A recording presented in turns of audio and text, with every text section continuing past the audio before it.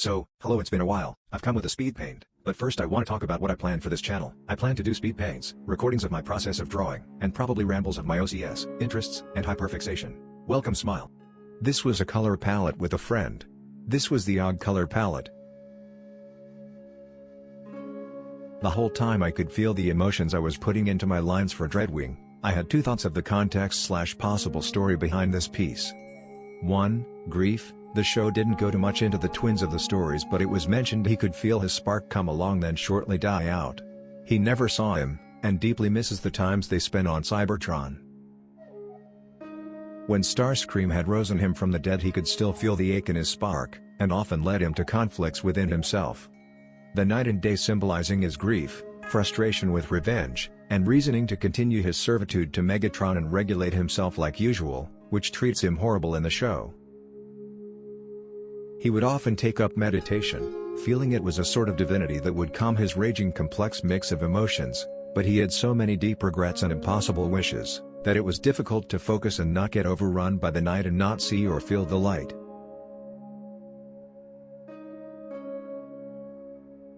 2. This could have been stationed after Dreadwing's death. Afterwards he was caught in a limbo, a plane of existence of night and day where he could sit and wait for when he was ready to move on. Unfortunately, he is so caught up in his choices, betrayal, and continuous grief he cannot see the point in moving on. He failed his brother, his own path, and cannot relinquish the dread and swirling feelings. He wished he had gone about things differently. But now it was too late. In his unfortunate limbo state, I can imagine Dreadwing had illusions, mocking of what he was unable to do, the unfortunate treatment, and of his brother. Only one of these illusions were helpful in his overall state, and it pushed him to eventually join the Allspark. Obviously, Dreadwing would now be at rest. But now I have other thoughts. What if Dreadwing's demise had gone differently? Yes, I can understand the show killed him off for plot reason, example, not having any reason to have him in scenes, or budget. I think it would have been more interesting if Dreadwing would have been detained, but eventually calmed down, convinced, and stuck around until a more natural death, either by Autobot, or during Megatron's death. I imagine he wouldn't have kept his rank, and was deployed to that of a Decepticon warrior / under Starscream's Armada status, or something similar to Soundwave's position.